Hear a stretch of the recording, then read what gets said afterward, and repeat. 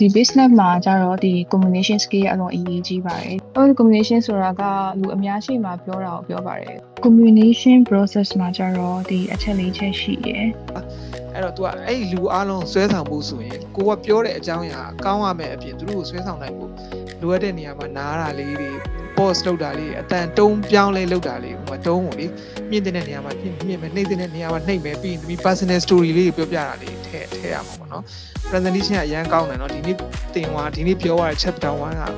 100% မှန်တယ်အကုန်လုံးတစ်ခုမှမှားတာမရှိဘူးသမီးပြောတာအကုန်မှန်တယ် Orientation Level 4 Diploma in Business Management Year 1 ဟာ assignment based system နဲ့6လကြာတက်ရောက်ရမှာဖြစ်ပြီးတော့သင်ယူရမယ့် module 6ခုကတော့ business တစ်ခုရဲ့လုပ်ငန်းလည်ပတ်မှု system တွေကိုစနစ်တကျနားလည်ပြီး operation process တွေကိုကောင်းမွန်စွာစီမံခန့်ခွဲနိုင်အောင်သင်ကြားပေးမယ် business operation